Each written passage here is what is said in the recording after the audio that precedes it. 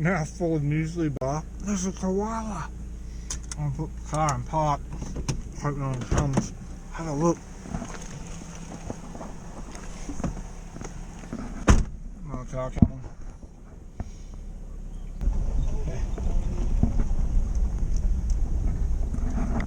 I hope he doesn't go up any higher. Alright.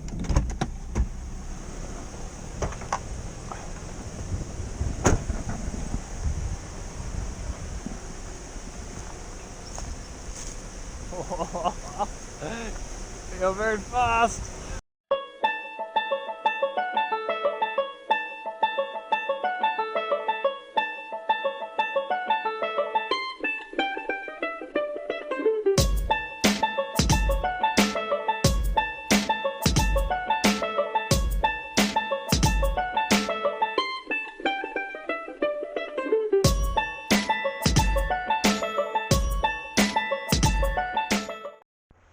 G'day guys, Chris here from Vo-Gus Prospecting.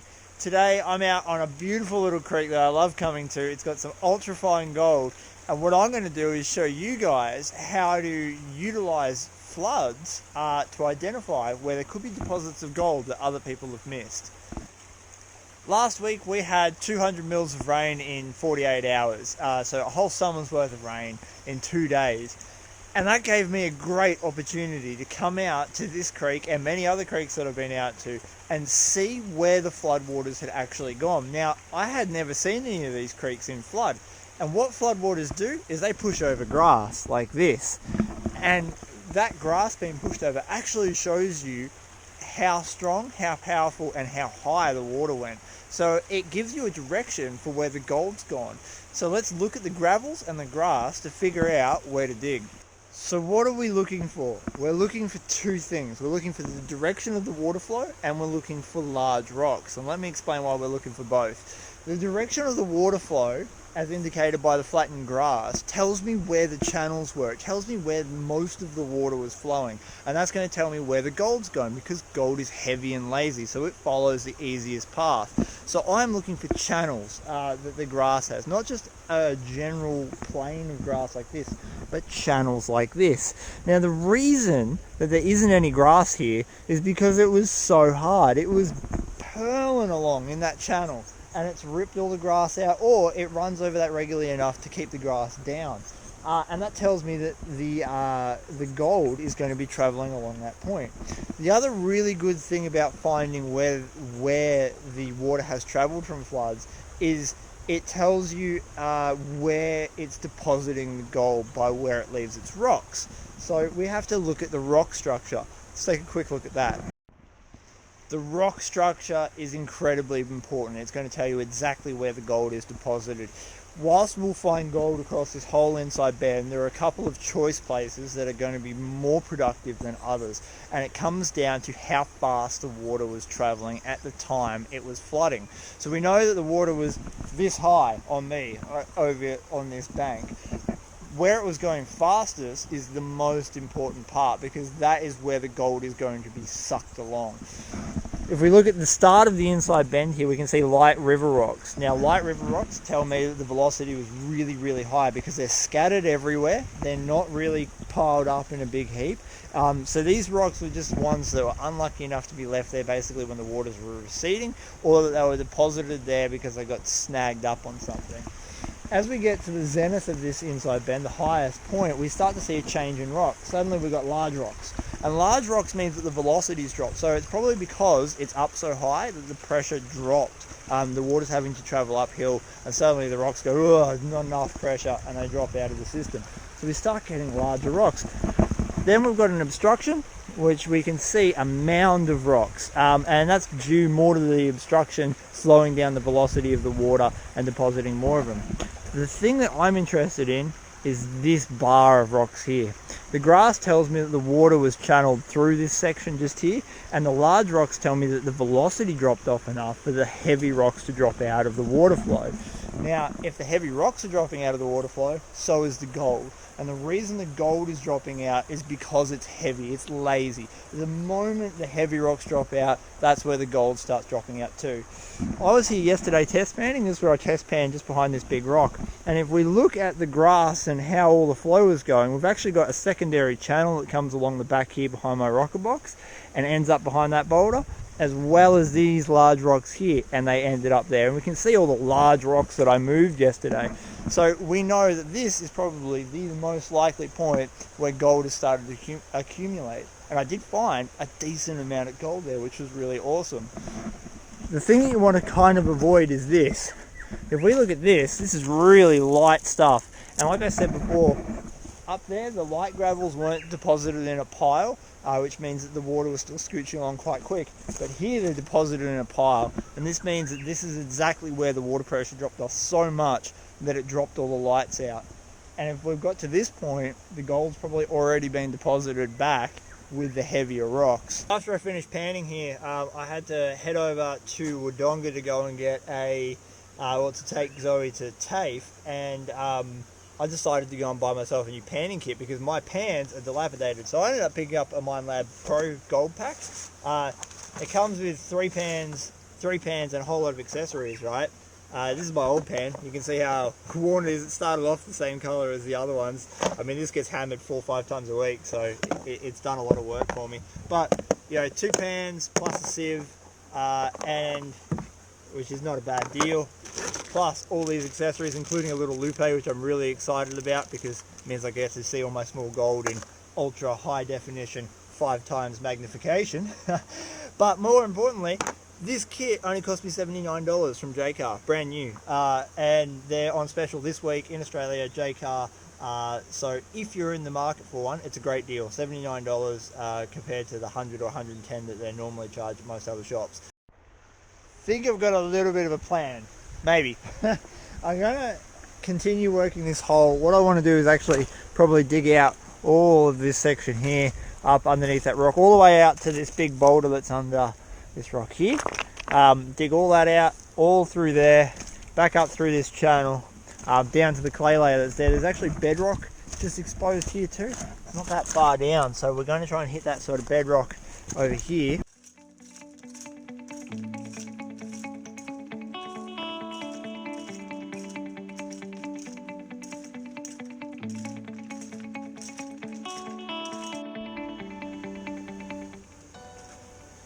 If you haven't already, go and buy yourself one of these, because I tell you what, it makes clearing rocks and gravels and breaking up all the soil and stuff that you're going to collect super easy.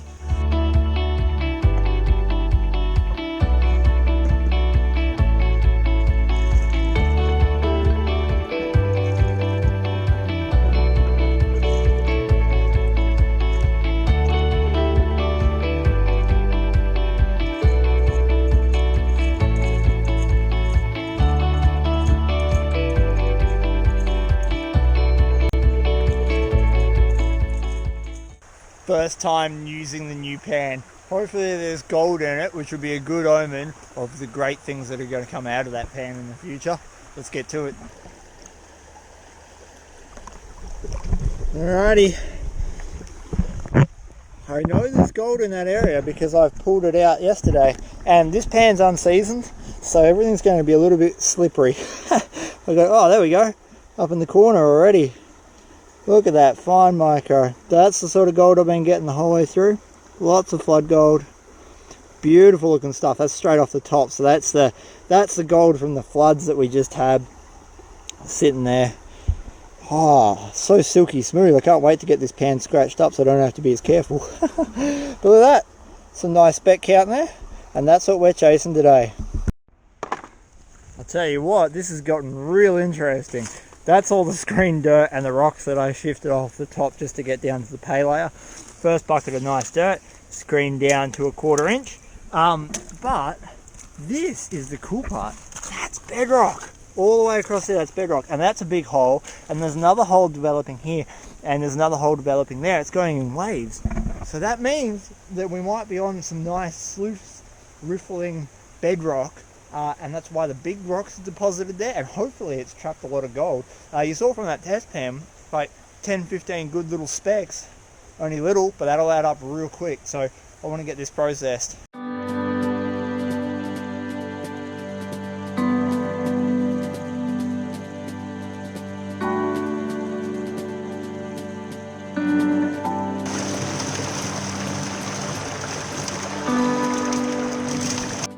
That is my first bucket done. I've just pulled all the screws and the mesh out because I've decided that I want to check what's in here. I don't know if that miner's moss is going to catch the ultrafine gold, because it was designed for gold that in a certain area we go, it's really big and flat, and that catches it just perfectly.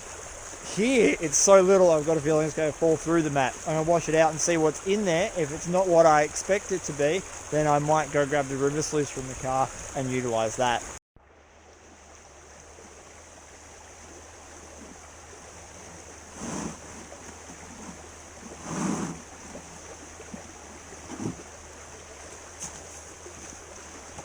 It's definitely caught some fine silt, so there's a chance. There is a chance that it's worked well. I love my rocker box. The potato sack works beautifully for fine gold. I should have brought that out, but this, not so much. Right, we'll go easy. I'll just slowly, unseasoned pan.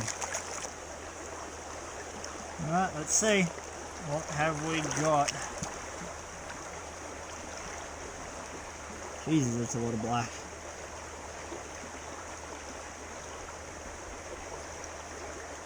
Oh, one nice flake in there. One bucket. Is that what I expect for one bucket of screened dirt? Question. It has caught very fine gold. I'm going to give it that, and it's even caught the large stuff, which is good. I reckon we can keep using that rocker box if I'm being honest, because, check it out. It caught some ultra fine gold. So game's on. Alright, I really want to find out how deep and where that bedrock goes. Oh, yes. Rocks. Now this I find interesting. I've just finished my second bucket. So we've got a nice lot of screen dirt in there. But it's the bedrock. Check it out. We've got this really nice dip here that comes up and then goes down and then back up again and then down again, and then it channels off into that channel down there. Now the main big rocks are up here, so I'm wondering if I can't follow that bedrock back in that channel. So that's what I'm going to do. I'm going to work this out here next, and then start cutting back in behind this rock, because this is where I feel like the concentration of gold's going to be, where it's depositing it, especially in this area and maybe in here as well, because there's a lot of dirt where it's been deposited over a long time. Let's get a rocking.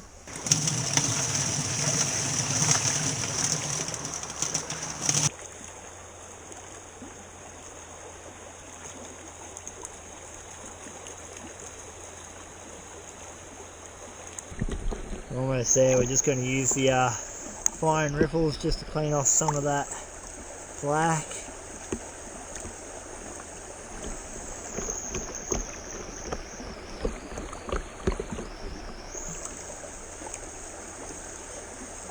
Alright, let's do the thing. So if we get about the same as we got last time, I'll be happy. But really, I'm working the tail back end of where I want to be. I'll be curious to see what happens next bucket. Oh, there's a nice little bit of gold in there. Oh, one nice chunk. Alright, there we go. I'm pretty happy with that, if I'm being honest. Is that a bullet? No, it's just a funny looking rock. So a screened 20 litre bucket of dirt. It's getting better. That bedrock is sick. Okay, I can't wait to work up into those really heavy gravels now. That's going to be good as. I think we're going to get some alright looking gold today. Something I don't talk about much is the food and stuff that you eat while you're out prospecting. And water is the most important thing. often I'll find myself hiking really far out into the wilderness to prospect, and carrying water is heavy. It's one of the heaviest things in your pack. I found a life straw bottle, if you're going anywhere where there is water, is the way to go. They cost about $49 from Aussie Disposals. You can drink out of anything. I've drunk out of pig wallows with these things, and I've never been sick. They filter 1,000 litres of water. The filters are replaceable, and it just means you can go to a stream and drink from it, and you can be confident that you're going to have adequate hydration all day without adding weight to your pack. Definitely a worthwhile investment. 1 second, okay? I've got to do a talk. Good boy. Thank you. Alright. Something really important that I wanted to talk to you about. I'm going to make a full video dedicated to just this subject, but for now I'm going to explain the really basic principle. I am taking off the top layer of the bedrock. Now it's mudstone here. You can see this. Now mudstone is laid in sedimentary, so you get a flood, layer of dirt goes on there, compacts, turns into bedrock, and then so on and so forth, and it keeps going up and up and up. It's very soft, so when it gets wet like this, you can dig it out and it looks just like clay, but in fact it's bedrock. There is something very important about taking off that top couple of inches worth of bedrock, even if it doesn't look like it has rock in it. And that's simply because mudstone is similar to what a dry lake bed looks like when it goes dry. When it goes dry, it starts cracking apart and breaking. When it does that, it opens up gaps that things can fall into, like rocks and gold. When it gets wet again, sediments and the swelling of the soil seal it back up. So it looks solid, and it might not look like there's overly much rock in it, because there probably isn't, but it has opened up and it has allowed things to drop into it. And you could be missing gold just by not working down an inch or so into that mudstone or sandstone, anything very porous like that. I've just finished processing my third bucket now. If you remember what this looked like when I first started, I only had the hole behind that rock. And now I've scoured this bedrock. I'm going to go over it and clean it up properly, but scoured the bedrock out to here, and I started all the way back here, and now I started pushing this way up and around that boulder, and I'm finding more bedrock just underneath it. The reason I screen dirt, and especially today, is because I have so much waste rock. This is from 3 buckets worth of concentrate dirt, not even a full bucket, you know. We're talking about a bucket that I can just carry off to the water. And could you imagine how many more buckets I would have to work if I was processing that through my rocker box?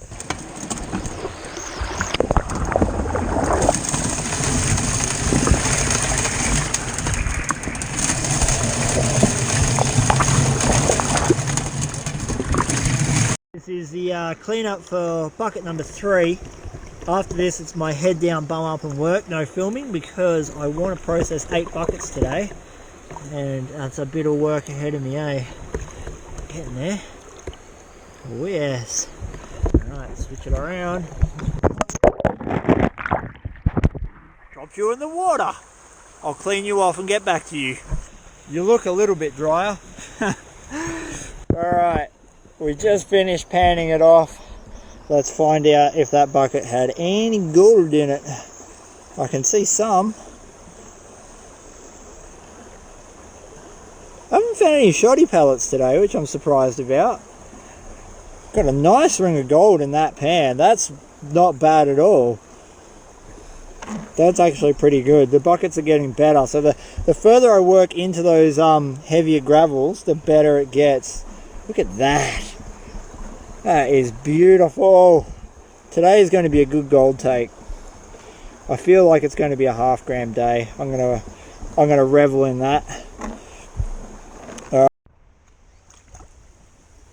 Grizzly looks really concerned about my appearance, I think. I've got a feeling that I'm just covered in filth. I can't see myself. 4 buckets down, my back hurts. My shoulder, my torn rotator cuff hurts. My soul hurts. But I got a break processing it now, so hopefully this one will be good. I've been finding some really nice big rocks. You can see the sort of things that have been pulling up from the bedrock. And they're stuck in the mud, in the bedrock, or the decayed bedrock, which means that they've opened up gaps for stuff to fall down into, and hopefully this one will have some sweet gold in it. We've got the 4th bucket down, just panning off the concentrates, sticking about the same amount of limestone and black that I can see. Getting that is Zoe arriving with hot chips, so we better pan this off quick because hot chips are delicious. Hell yes! Alright, I'm going to show you this. I just want to clean it up a little bit more. Couple of chunks. Look at that. Shotgun pellets. Very good. Gold's getting better and hot chips have arrived. Let's go get them.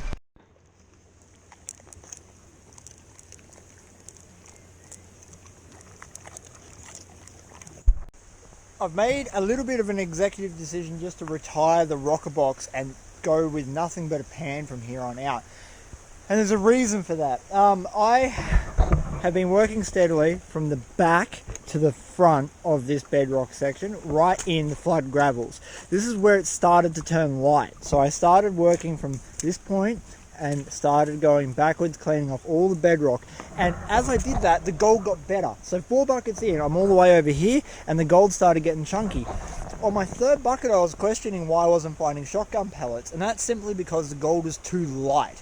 The gold was really fine, so it had actually got to the stage where, as it started dumping these things out, the only gold it was carrying down was that ultra fine stuff.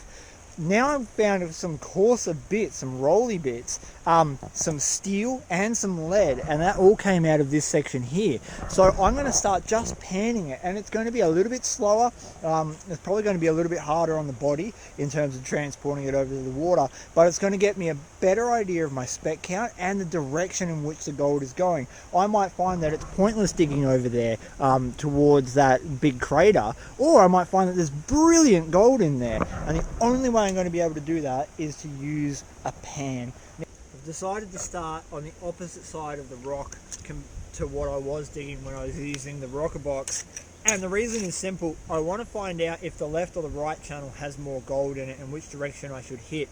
I've got a feeling that the left channel, where I was digging for the last bucket, has more gold, but this side has more heavy rock deposited on it. So while the left side's lower, this has more heavies. We're going to find out.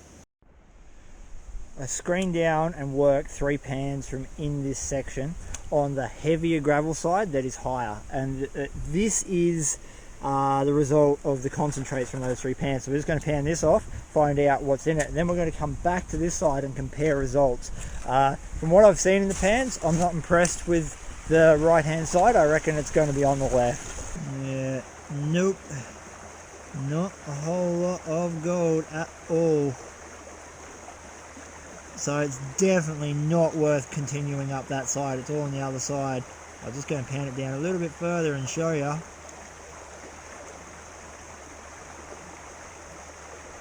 Nowhere near the speck count I was getting this morning. Have a look. Hardly anything. So let's try the other side and see what happens. So I have to show. Oh, hey, there we go. We actually got a chunk. I didn't check the last pan I put in here. Awesome. Awesome, awesome. So much black sand too. Lots more heavies, which is always a really good indication that you're on the right path. So if you're starting to pick up more ironstone, more black sand, you know, that's where it's dropping. It's dropping with the heavies. That's why we follow the heavy rocks. Alright, so 3 pans. It's not the best speck count, but we're not even into it yet. We're not even into the real heavy gravelled area. Have a look. It's a nice little speck, a nice little chunk there, and lots of heavies, a couple of shotgun pellets that rolled down the bottom. Right, let's do a little bit of a conclusion, because I think it's worth wrapping this up and just explaining everything again now that you've seen how the gold works. It's been an awesome day. We've worked 4 20-litre buckets and done 6 pans. We've found where the pay streak is by finding heavier gold, starting to find lead and bits of iron mixed in with it, and we've done that simply by following gravels, Grizzly's intuition, and the grass showing us which way the water was flowing after a flood. It was a fantastic combination. Inside bend, it hits here, water comes blasting up and around. It then deviates off in 2 paths. This is still running really fast because it's hard up against the river or the creek here, and that means that it's going to be blasting most stuff straight through. Over here, however, we've started to get a river of heavy rocks, meaning that the current is dropping enough for heavy things like ironstone, heavy boulders and gold to drop out of the system. We've got the benefit of having tree roots acting like miner's moss in amongst some mud clay that's holding onto it. We've found that there's been great gold on a pay streak that runs through here. I would undoubtedly bet that if I followed this channel, I would also find gold. Finding mudstone and breaking it up has been a fantastic opportunity for me because I got to show you just what you can do to get a little bit more gold out of it. And on top of that, finding the pay streak on the left hand side here means that when I come back tomorrow, I'm going to get even more gold. Thank you very much for watching, guys. I hope you enjoyed this extended episode of Vo-Gus Prospecting. I'm going to be back out here tomorrow. I hope to catch you out here. We have an exciting giveaway opportunity that's going to come up in the next couple of videos, maybe tomorrow, we'll see. So stay tuned for that. Remember that you can get involved with our current giveaway, which is in the description below, to win a bag of pay dirt from a place just like this. In the meantime, I'm going to head home so I can go grab some bird food, and as always, check out this gold.